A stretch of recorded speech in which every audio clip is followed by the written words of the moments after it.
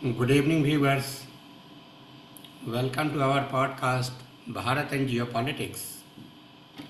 Today's topic is exploring the minds of India's adversaries, where we unravel these mysteries and motivation behind those who challenge us. I am your host here, Hari Prakash Sinha. I am thrilled to embark on this intellectual journey with you as we delve into the psyche of individuals, groups who pose challenges to India's interest. In a world shaped by complex geopolitical dynamics, understanding the perspectives and intentions of adversaries is paramount. Through insightful conversation, expert analysis, and in depth research, this podcast aims to shed light on the factors driving adversarial behavior and the implications for India's security, diplomacy, and strategic interests. Join me as we peel back the layers of history, ideology, and geopolitics to gain deeper understanding of the adversaries that shape India's strategic landscape. From neighboring nations to global actors, we will explore the multifaceted dimensions of conflict, competition, and cooperation in the pursuit of national security and regional stability. Whether you are a scholar, a policymaker, or simply curious about the intricacy of international relations, this podcast invites you to expand your perspective and engage in thought provoking discussions on the ever evolving dynamics of global security. Join me in welcoming our distinguished speaker, Dr. Adityanjee. It's a pleasure to have you on our podcast, Dr. Adityanjee. Your expertise and insights are invaluable, and we are excited to dive into our discussions together. Thank you for sharing your knowledge with us, with our audience, and let's make this conversation memorable. Welcome, Dr. Adityanjee. Welcome to our podcast. Thank you, Mr. Sinha. Thank you for inviting me on your platform, and we will continue with this discussion. Yes, sir. Yes, sir. So, with this, I am coming to you my second question. How do India's adversaries perceive and respond to India's growing influence and aspirations for regional and global leadership? And what implication does this have for India's foreign policy and security posture? So, your comment, please. As we stated that we are talking about, when we are talking about strategic adversaries, we are talking about only two nations. One is nation of Pakistan, second is nation of China. Right. Uh, and both have their own reactions, etc. Uh, Pakistan's reaction is predictable. Yeah. Pakistan has gone on anti-India propaganda on all the international platforms, whether that is United Nations General Assembly, E5, UN Security Council, whether it's United Nations Human Rights Council, whatever platform, whether it is international platform, whether it is regional platform like OIC, Yeah. Organization of Islamic Countries, Pakistan has not failed any international opportunity to criticize and try to bring disrepute to India Yeah. on perceived injustices done to Pakistan's favorite minority in India. Pakistan has supported secessionist movements in Indian state of Punjab and Jammu and Kashmir. Pakistan is one of the countries that is supporting the farmers' agitations in India.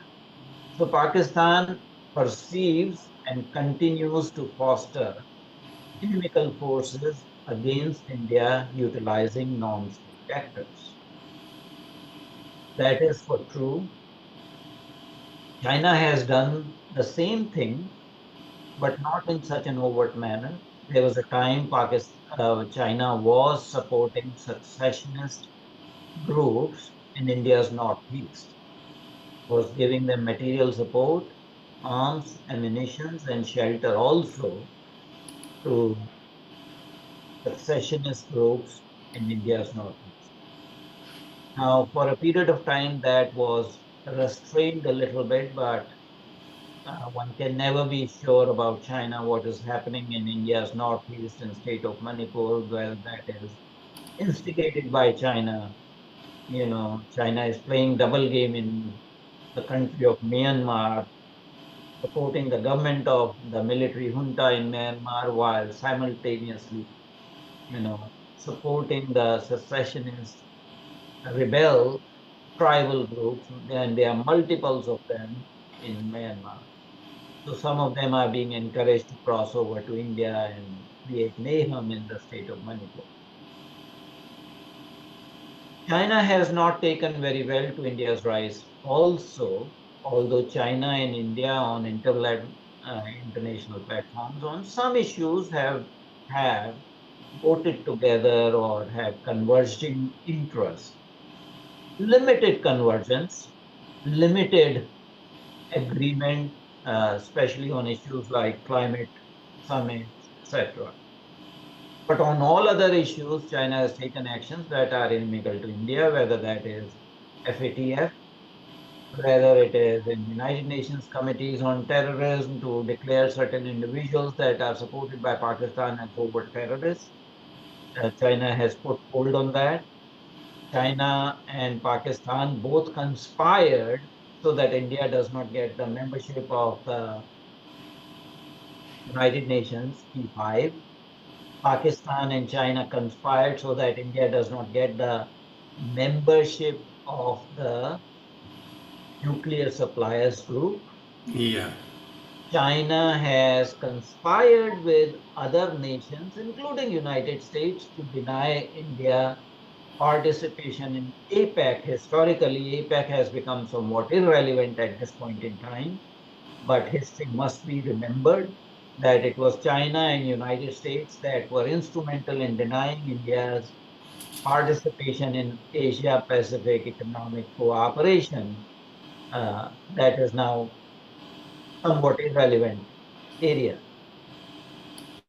China also has tried to curtail India's influence in BRICS. BRICS started as a four-member nation group, Brazil, India, Russia, and China. China maneuvered to bring South Africa basically to checkmate India, have one more ally whom they could bribe. And after BRICS, now China conspired to enlarge the BRIC alliance into G11. It is right now G10. China is trying to sponsor membership of Pakistan in groupings like BRIC Plus or G10 into G whatever number alliance.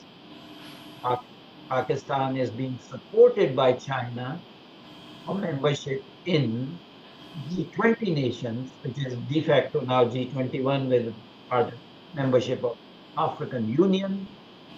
Again, in other international fora, China has taken very much anti-India attitude, obstructionist attitude in reform of United Nations Security Council, even within the BRICS itself. China maneuvered so that the new development bank, which was proposed by India and it was an Indian project, got headquartered in Shanghai because China had more economic clout. Ideally, as India's originated project, India supported project, it should have been uh, headquartered in Mumbai or New Delhi. Similarly, by enlarging the BRIC from four nations to five nations, including South Africa, China effectively killed a trilateral that India had proposed and was working on, that was IPSA, India, Brazil, and South Africa. Now, with BRIC becoming BRICS, both Brazil and South Africa are there in BRICS. So the need for IPSA was redundant. Now we hardly have meetings of IPSA.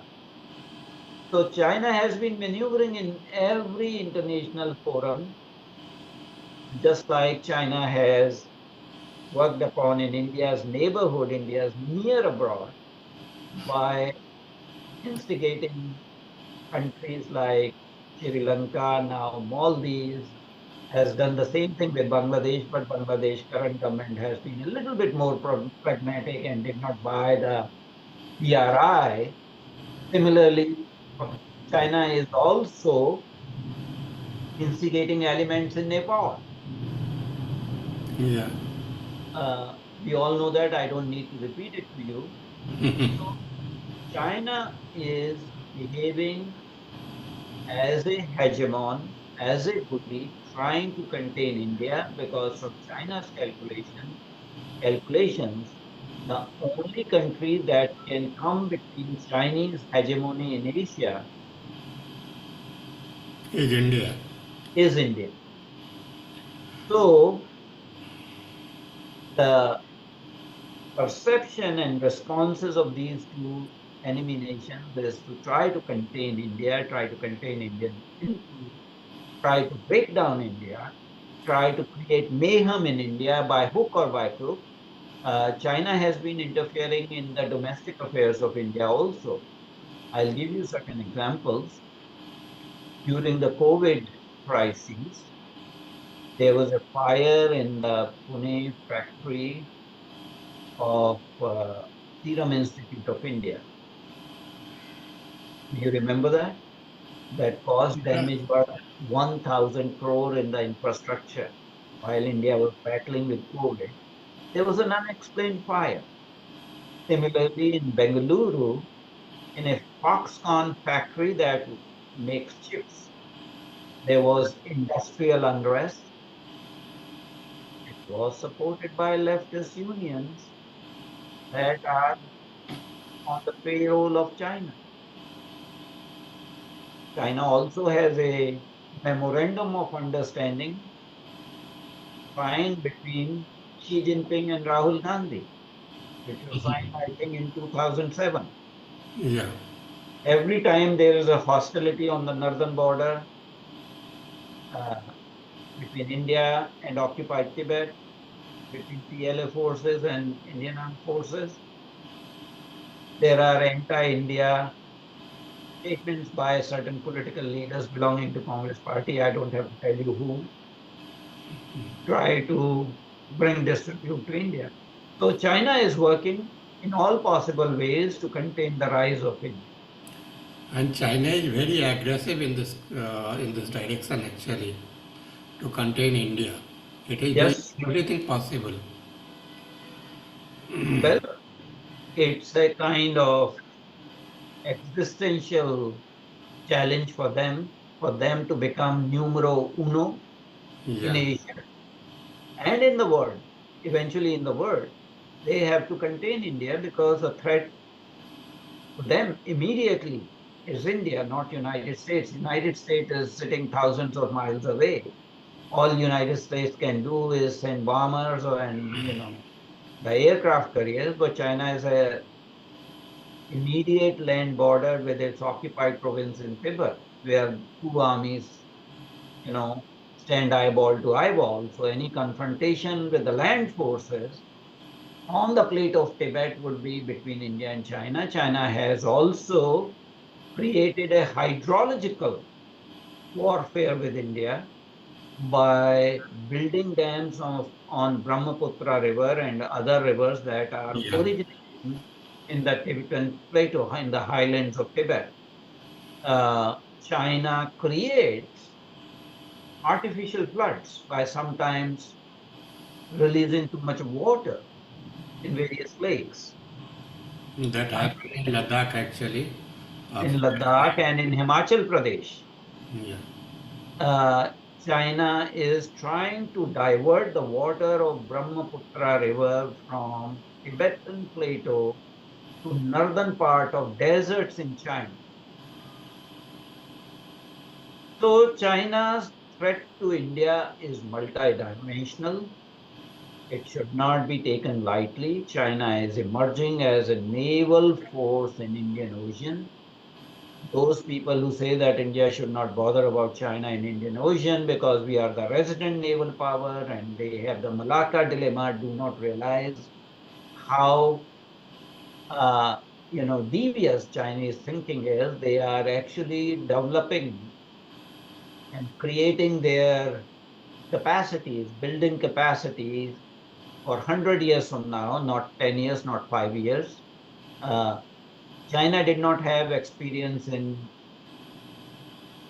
aircraft carrier formations. India had very good experience of deploying them, utilizing them, uh, and effectively, sort of training on them and using them in the warfare.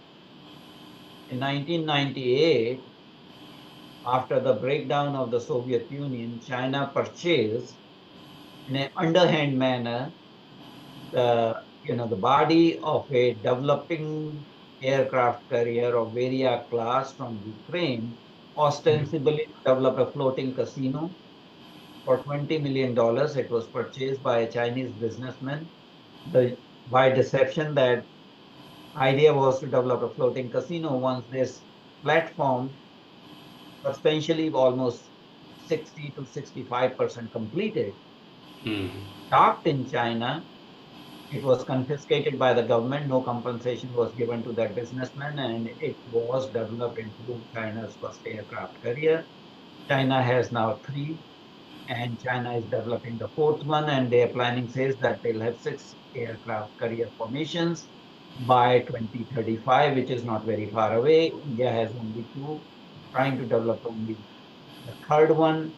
Uh, Indian aircraft carrier formations have a tonnage of 45,000 trains, uh, whereas Chinese have a displacement of 65,000 tons. So they are bigger aircraft carriers, and I think India should not be remaining complacent. India does need, because China has naval bases, Hmm. eventually you will see, just like Chinese submarines are coming in India's neighborhood, Chinese aircraft carriers, once they have six of them, they will be definitely sending them to Indian Ocean.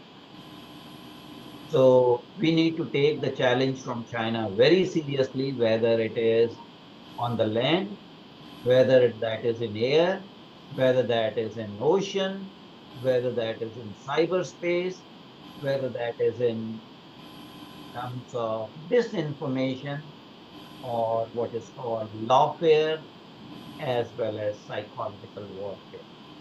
So there is no dimension that is left untouched by China. And of course, China is giving every modern technology to Pakistan free of cost, so that Pakistan continues to needle India, including now sending Pakistani iconauts to space. China has a Hmm. space station, and they are training Pakistani iconauts to send to Chinese space station. Uh, you know, so we have to be worried about that.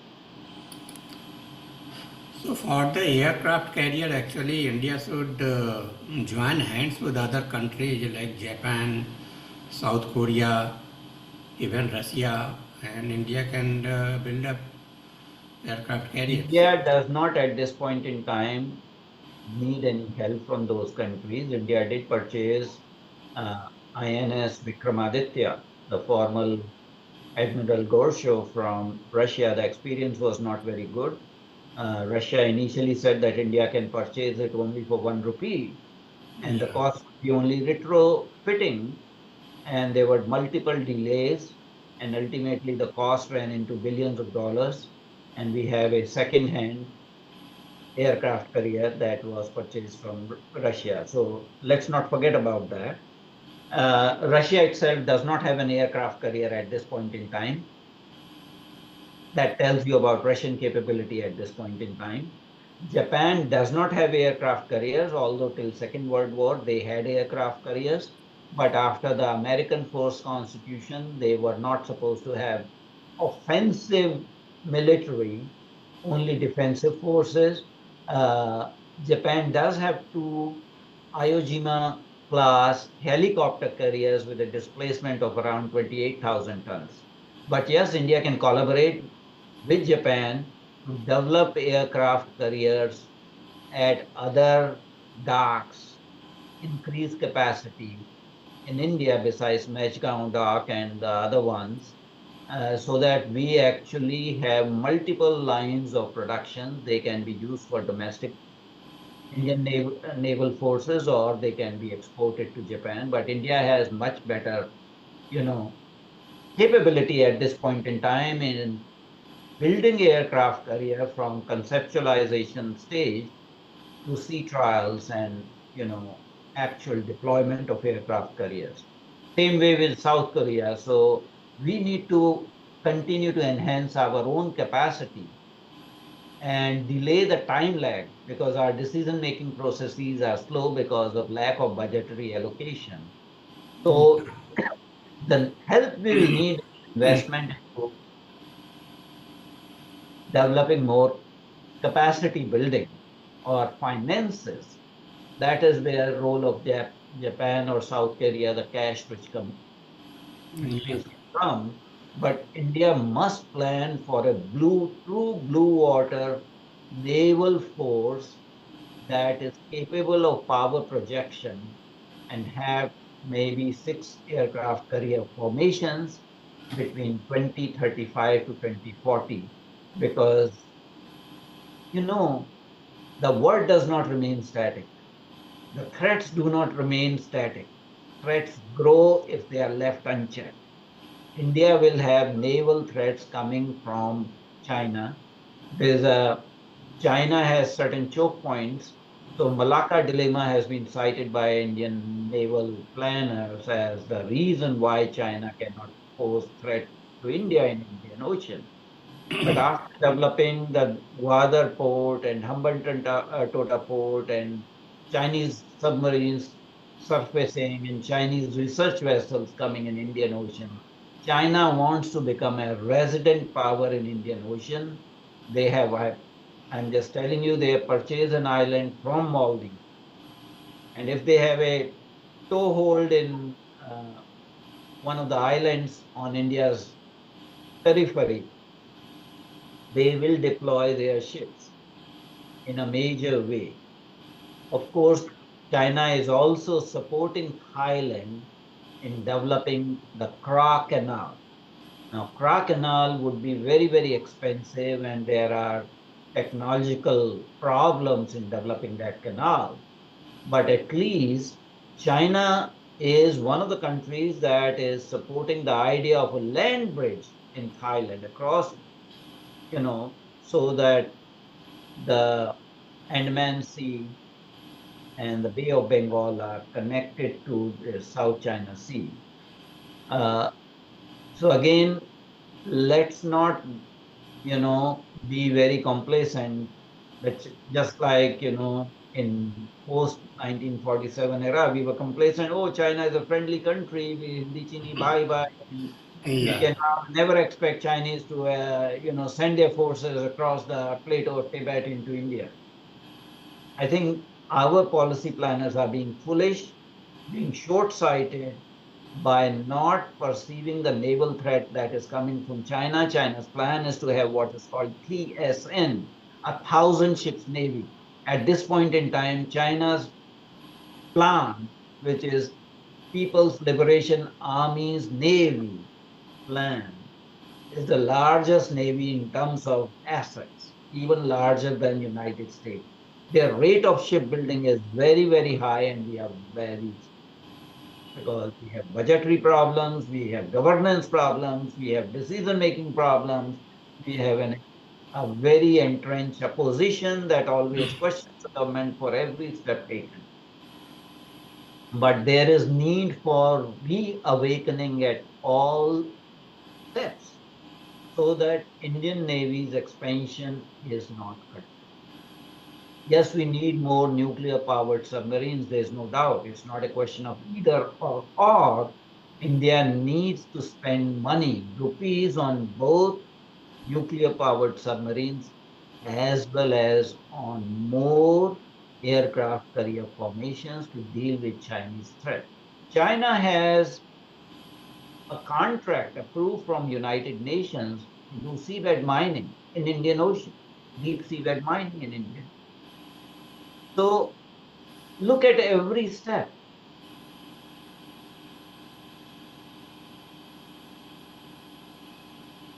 But this mining is just in the international waters. It is international waters, but the point I'm trying to make that China is creeping. China has this way of changing the history and map, just like nine dash line. All these islands in the South China Sea, they were never Chinese possessions. Now China claims them as Chinese. China is claiming Arunachal Pradesh as Chinese territory as part of quote unquote southern Tibet, or they have given a new name called Zangam. China will claim at one point in time that they are a Indian Ocean power. They are resident power.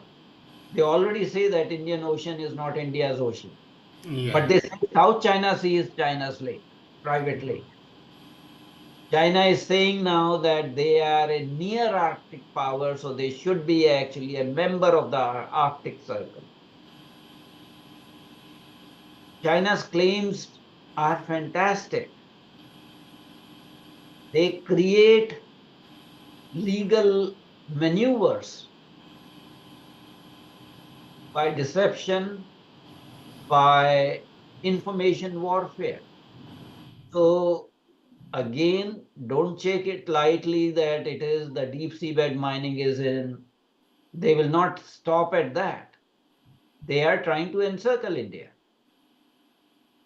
or they have already encircled India. Let me put it this way: not trying to encircle, they have already encircled India. Yes, yes, it is. They are present in Sri Lanka, they are present in Bangladesh, they are present in Myanmar, they are present in Maldives. In Cambodia, they are present in Djibouti. They have a naval base in Djibouti and in Gwadar in Pakistan. Yeah. They are trying to build some inroads into Chabar.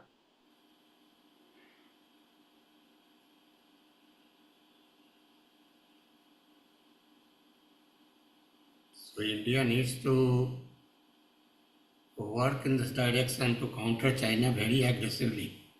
Yes, we need to develop naval bases. Hmm.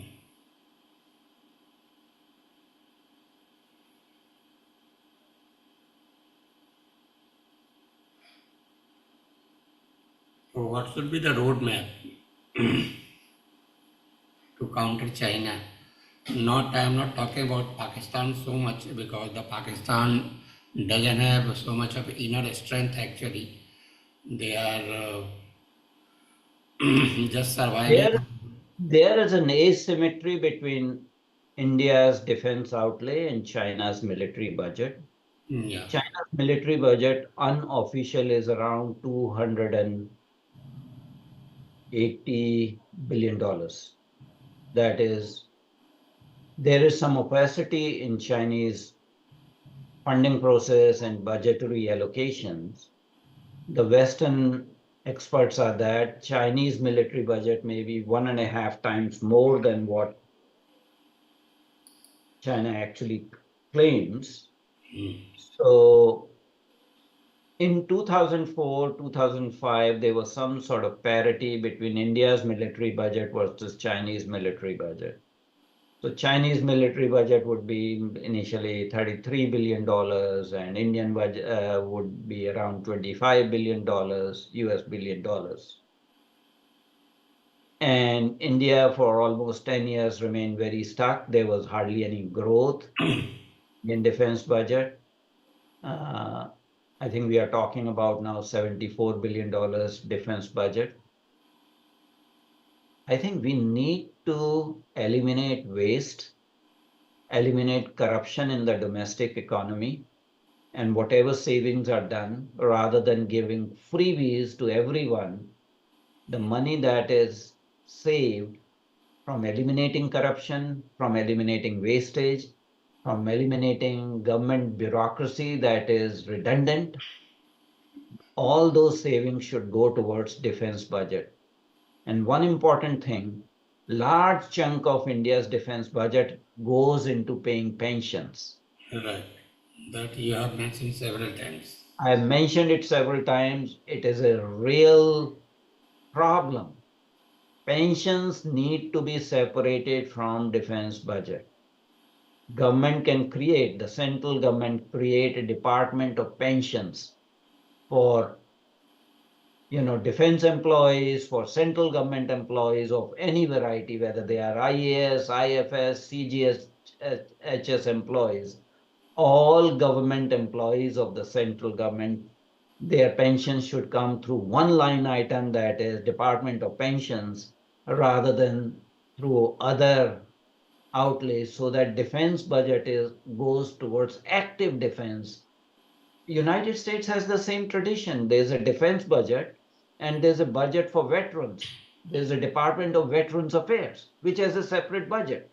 So the defense budget does not include the upkeep, the welfare of the ex-servicemen, their healthcare needs, their disability payments. They are all going through a different line item in the federal budget, which is Department of Veterans Affairs. And I think this is a good way of protecting the actual defense budget. India also needs to develop its own military industrial complex in a major way. Yeah. We were very laggard in that area, but I'm very happy to say that in last 10 years under Make in India, Atmanirbhar Bharat, there have been some restructuring. The ordnance factories have been, restructured into 5 separate companies, under private public partnership mode. DRDO has been re-energized. Previously, DRDO used to take years and years to develop technology, Yeah. and to implement that technology into actual production was another challenge. And it was challenged because of the kickbacks and commissions by the middlemen, or what in Hindi is called dalals, Yeah. defense contractors. All that is being eliminated. Yeah. Yeah. If at all government purchases something, that is by direct government to government sales, so that middlemen are eliminated. But we need a vibrant defense military industrial complex and a public private partnership model. We need to have more domestic companies participate in the offsets programs, so that develop, you know, a vibrant private sector companies that also part in nation's defense, and at the time of need boost up the production of the ammunitions and defense assets, our ammunition and our weapons, in a major way. No nation becomes a superpower by relying on imports. Right. So, sir, I have only 5 minutes of time left, and I have one interesting question that's on my mind. Sure, go ahead. So, China is trying so hard. I mean, this tooth and nail, China is trying to build the military power.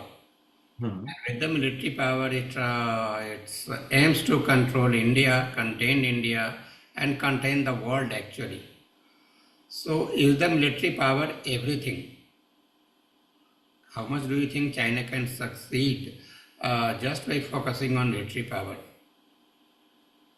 Well, China's capability is not to be scoffed at, although there is a lot of corruption in Chinese military. That you saw that Xi Jinping fired the defense minister. He fired 2 commanders of PLA rocket force because of endemic corruption in China.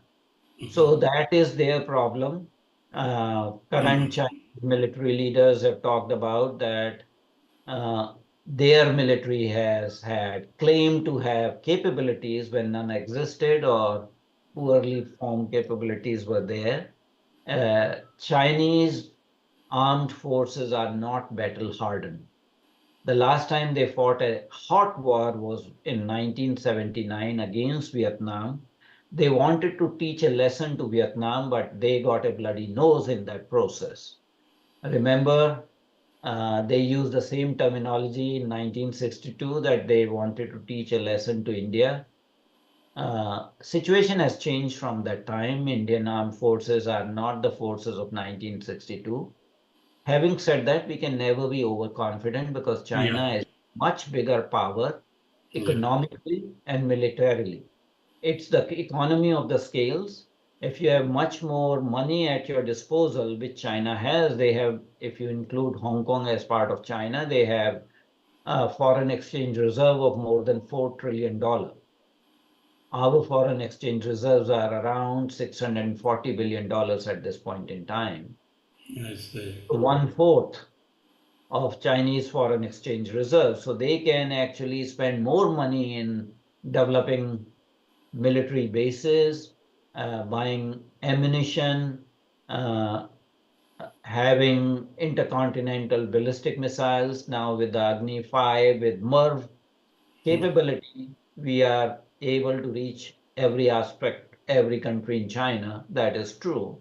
But you cannot stop. You have to have continued modernization of India's military forces, India's manufacturing capability, and look into other areas like cyber defense or space. Yeah. Now we have a